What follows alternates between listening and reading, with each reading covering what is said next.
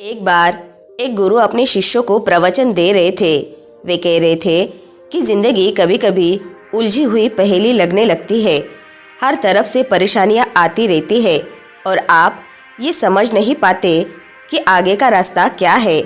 ऐसे समय में आप सोचते हैं कि खुशी और सफलता कहाँ छुपी हुई है। लेकिन क्या हो अगर कोई आपको बताए कि खुशी और सफलता इतनी दूर नहीं है। क्या हो अगर आप सीख ले कि ज़िंदगी की चुनौतियों का सामना कैसे करना है और हर परिस्थिति में खुश कैसे रहना है। आज आप यही सीखेंगे। असल में हमारी ज़िंदगी का नियंत्रण हमारे ही हाथों में होता है। ये हमारे कर्म और हमारी सोच ही है जिसे हम खुश या दुखी होते हैं। हम अपने विचारों में थोड़ा सा बदलाव लाकर अपनी ज़िंदगी को पूरी तरह से बदल सकते हैं। जैसे एक मूर्तिकार अपनी कला और कल्पना से एक मामूली पत्थर को एक खूबसूरत मूर्ति में बदल देता है। बस बिल्कुल इसी तरह हम अपने सोच और कर्मों से अपनी ज़िंदगी को सुंदर और खुशहाल बना सकते हैं। तो क्या आप सब तैयार हैं इस बदलाव को महसूस करने के लिए? क्या आप भी अपनी परेशानियों को जानकर समझकर से छुटकारा पाना चाहते हैं? यदि हाँ, तो मेरी बातों को अंत तक ज़रूर से सुने। एक इंसान का जीवन उसकी वास्तविकता है। आज जो उसके सामने है वो उसकी सच्चाई है। बीता हुआ कल और आने वाला कल आपका आज नहीं हो सकता। जो बीत गया सो बीत गया, वो आपका गुजरा हुआ कल था। और जो आने वाला कल है वो तो अभी तक आया ही नहीं, तो वो आपकी सच्चाई कैसे हो सकता है? इसीलिए आपकी सच्चाई आपका आज है। आपको जो भी करना है वो आज ही करना है। जरा सोचिए, हम अपना बीता हुआ कल और आने वाले कल के लिए हम अपना आज दांव पर क्यों लगाएं? बात यह है कि आज में अगर हमारा कोई साथी हो सकता है तो वो है हमारा दिमाग। इंसान अपने आप को अपने दिमाग से अलग नहीं कर सकता और ना ही अपनी सोच से। हाँ, लेकिन अपने सोच को बदल ज़रूर सकता है। हम आज जो कुछ भी है वो हमारा एक रूप ही है। अब आप पहले के लोगों को, अपने दादा दादी को ही देख लीजिए। उनकी सोच और आज की पीढ़ी की सोच में ज़मीन आसमान का अंतर है। इंसान के दिमाग की प्रकृति ने प्रगतिशील और आगे की ओर बढ़ने वाला ही बनाया है। उसे समय के साथ बदलने की क्षमता प्रदान की है। वो जो आज है उसके विचारों से ही है। उसके जीवन का हर अनुभव उसके चरित्र और मानसिकता को बनाने का मुख्य कारण है। यही चीज़ या तो उसकी कमजोरी साबित हो सकती है या फिर उसकी सबसे बड़ी ताकत। हमारे बुजुर्ग कहा करते थे कि लालच बुरी बला है, लेकिन लालच आखिर है क्या? ये हमारी सोच की ही एक उपज है। ये हमारी अंदर की एक भावना है और अगर हम चाहे तो इसे अपने दिमाग से हटा भी सकते हैं। ये जो इच्छाएं होती है ये हमारे जीवन की परेशानियों का सबसे बड़ा कारण है। परस्पर विरोधी इच्छाएं कठिनाइयाँ, रंज और दुख लाती है। किसी महापुरुष ने कहा था, सारी आफत इच्छा और काम वासना में है, नहीं तो इस दुनिया में सर्वत ही सर्वत है। एक बार किसी ने गौतम बुद्ध से पूछा कि इस दुनिया में आंतरिक शांति पाने का कोई रास्ता है क्या? तो बुद्ध ने उत्तर दिया, अपने दिल की हर लालच, हर इच्छा को वहाँ से निकाल फेंको। ऐसा कहते हैं कि इंसान सिर्फ और सिर्फ उसके विचारों से ही बना हुआ होता है। यह आप पर निर्भर करता है। यदि अगर आपकी सोच अच्छी है तो आपका जीवन भी अच्छा है, लेकिन अगर आपकी सोच परेशानी और वासना से भरी है तो इसका आपके जीवन पर सीधा असर पड़ेगा। इसीलिए सोच बदलो, जीवन बदलो। क्या आप जानते हैं कि हमारी सबसे बड़ी परेशानी कहाँ से शुरू होती है? जब हम प्रयास करना बंद कर देते हैं। किसी भी लक्ष्य को हासिल करने में मेहनत तो लगेगी ही और परेशानियां भी आएंगी, लेकिन ध्यान रहे, जीतता वही है जो बिना हार माने कोशिश करता रहता है। इंसान दो प्रकार के होते हैं। एक तो वे जो किसी भी काम के शुरुआत से पहले नतीजे से घबरा जाते हैं और बहानों की मदद से घुटने टेक देते हैं। अब आप ही बताएं, ऐसा इंसान अपने जीवन को कभी भी बेहतर कर सकता है क्या? बिल्कुल नहीं। उसके जीवन में आसानी की जगह परेशानियां ही आएंगी और उसके जिम्मेदार वे खुद ही होंगे। किस्मत या भगवान उन परिस्थितियों के लिए जिम्मेदार नहीं होते। दूसरे प्रकार के लोग होते हैं जो अपनी असफलताओं से डरे बिना अपनी मंजिल की ओर अपना कदम बढ़ाते ही जाते हैं। वो अपने आलस्य और आराम से ज़्यादा प्राथमिकता अपने लक्ष्य को देते हैं। फिर उन्हें अपने रास्ते में आने वाली सभी कठिनाइयाँ मामूली लगती है। फिर वो अगर हार भी जाते हैं तो संतुष्ट रहते हैं।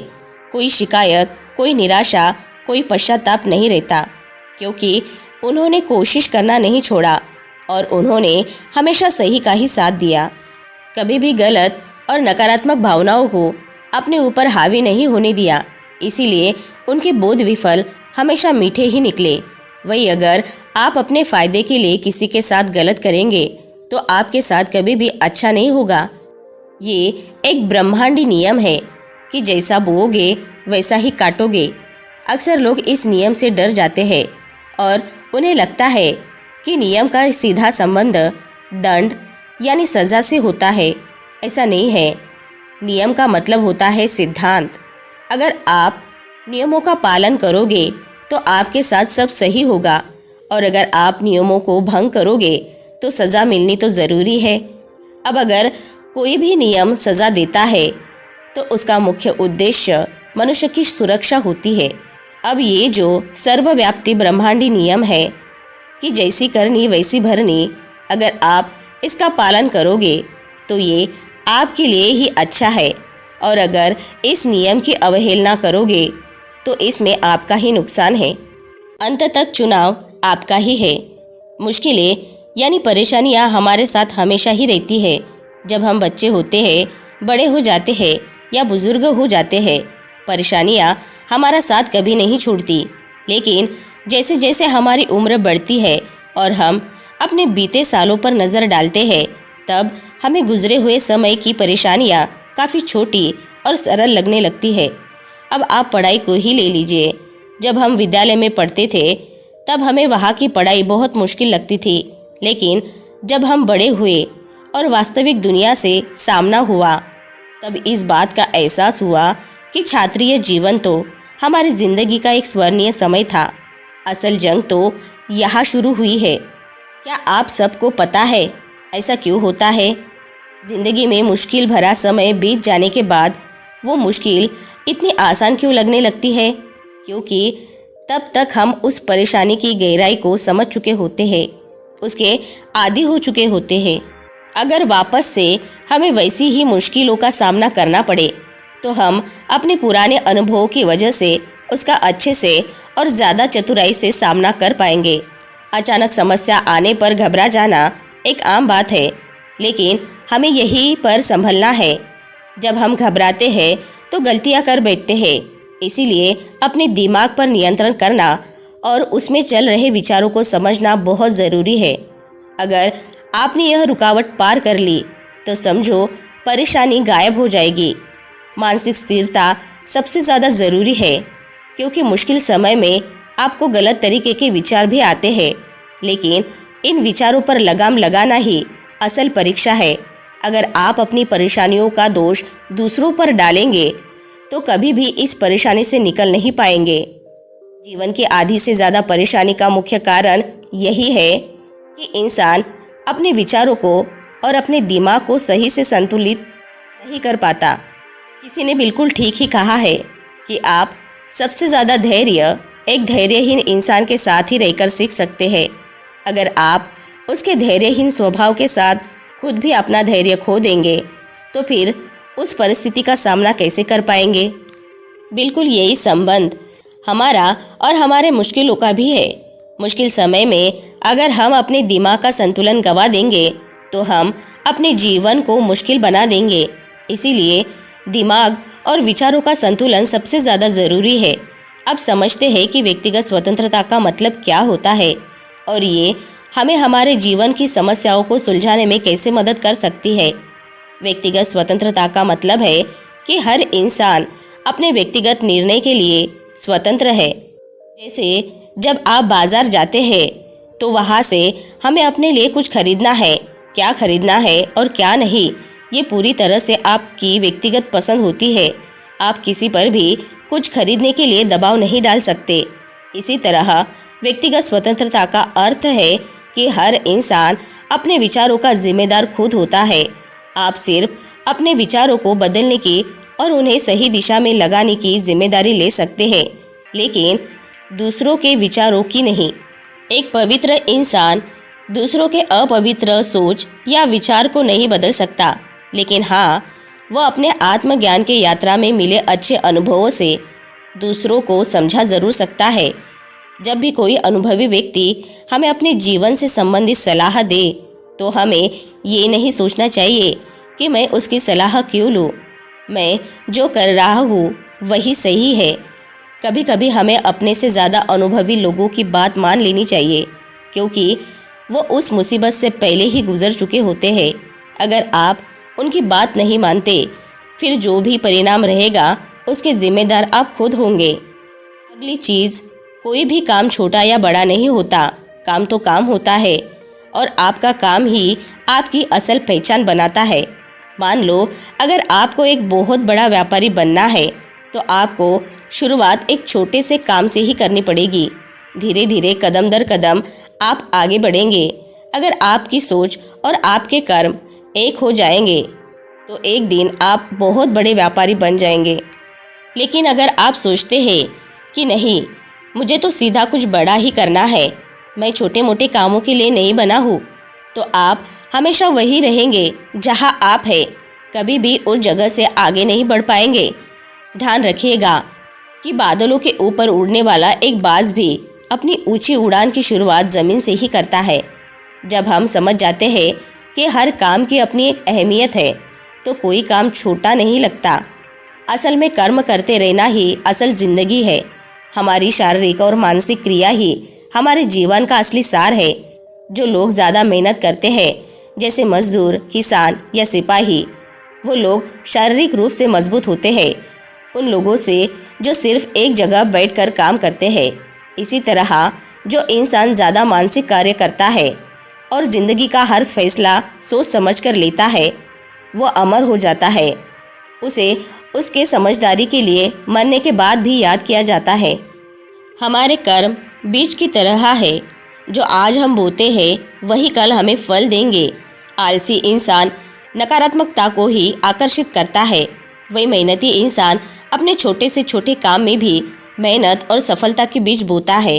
इसीलिए उसे हर काम में सम्मान और सफलता मिलती है। आप जो भी काम करते हैं, बड़ा या छोटा, उसकी इज्जत कीजिए, वो भी आपको इज्जत दिलाएगा। हमारे दिमाग में सही और गलत की जंग हमेशा चलती रहती है। जीवन की परिस्थिति में हमारे दिमाग में दोनों तरह के विचार आते हैं। सही विचार यानी अच्छे और कल्याणकारी विचार, गलत विचार यानी ऐसे विचार जिसमें सिर्फ हमारा ही फायदा हो और सामने वाले का नुकसान। अक्सर हमारा दिल अच्छे विचारों को बढ़ावा देता है और दिमाग बुरे विचारों की ओर ज़्यादा आकर्षित होता है। ये जंग हमेशा हमारे दिमाग में चलती रहती है और इसमें जीत किसकी होगी, ये पूरी तरह से हम पर ही निर्भर करता है। जब हम इस जंग को सकारात्मक तरीके से जीतते हैं, तब हम जीवन को सही तरह से जीना सीख लेते हैं। अगर हमारे जीवन में कभी भी किसी भी बात पर किसी के साथ मतभेद होता है, तब हम बहसबाजी और लड़ाई झगड़े की बजाय शांति पर विश्वास करते हैं, क्योंकि हम जानते हैं कि लड़ाई से पीछे हटना ही समझदारी है। असल में लड़ाई हमारे मन के लालच, स्वार्थ, जलन और बुरी सोच का नतीजा है, जबकि शांति हमारे मन की सुकून, करुणा और दया का नतीजा है। क्रोध बहुत ही बुरी चीज़ है। यह हमें अपने ही आग में जलाता रहता है और इस आग की जलन से हम अपने अंदर की ठंडक को महसूस करना भूल जाते हैं। लेकिन यह हमारी ही व्यक्तिगत जिम्मेदारी है कि हम अपनी समझदारी से अपने क्रोध को काबू करें, तभी हम बहुत सारी मुश्किलों से बच सकते हैं।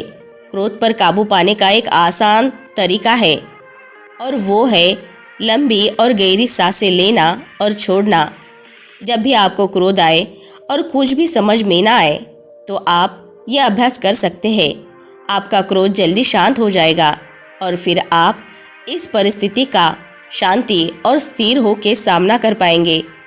गुस्से में लिए गए फैसले हमेशा हानिकारक होते हैं, इसीलिए क्रोध से बचें और अपने जीवन के ज़रूरी फैसलों को इस आग से हमेशा बचा कर रखें, क्योंकि क्रोध हमेशा मूर्खता से शुरू होता है और पश्चाताप पर समाप्त।